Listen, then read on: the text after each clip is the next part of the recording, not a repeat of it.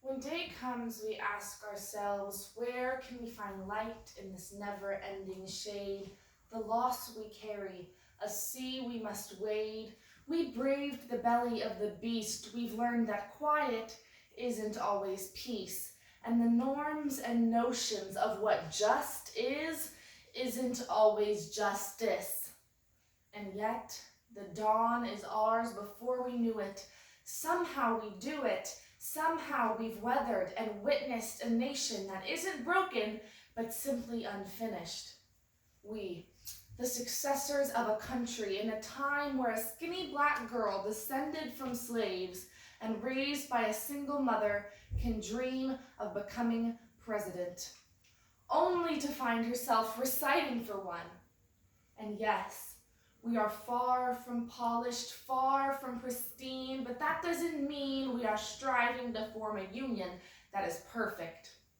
We are striving to forge our union with a purpose, to compose a country committed to all cultures, colors, characters, and conditions of man.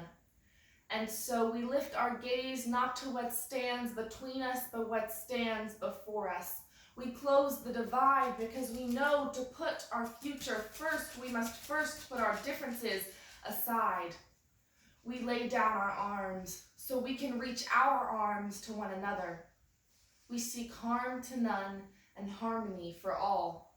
Let the globe, if nothing else, say this is true, that even as we grieved, we grew, that even as we hurt, we hoped, that even as we tired, we tried, that we'll forever be tied together victorious, not because we will never again know defeat, but because we will never again sow division. Scripture tells us to envision that everyone shall sit under their own vine and fig tree, and no one shall make them afraid.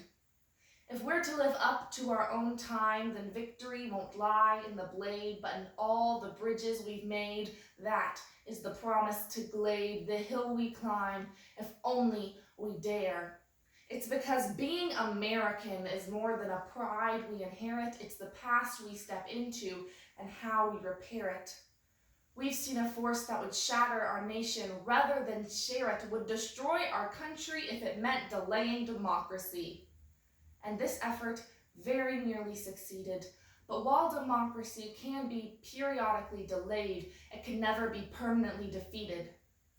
In this truth, in this faith we trust, for while we have our eyes on the future, history has its eyes on us. This is the era of just redemption. We feared at its inception.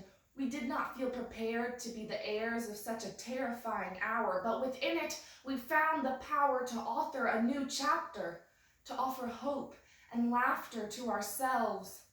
So while once we asked, how could we possibly prevail over catastrophe? Now we assert, how could catastrophe possibly prevail over us? We will not march back to what was, but move to what shall be, a country that is bruised but whole, benevolent but bold, fierce and free. We won't be turned around or interrupted by intimidation, because we know our inaction and inertia will be the inheritance of the next generation, become the future. Our blunders become their burdens, but one thing is certain: if we merge mercy with might and might with right, then love becomes our legacy and change our children's birthright. So let us leave behind a country better than the one we were left. Every breath from my bronze-pounded chest, we will raise this wounded world into a wondrous one. We will rise from the golden hills of the West, from the windswept where our forefathers first realized revolution. We will rise from the lake-rimmed cities of the Midwestern states. We will rise from the sun-baked South. We will rebuild, reconcile, and recover.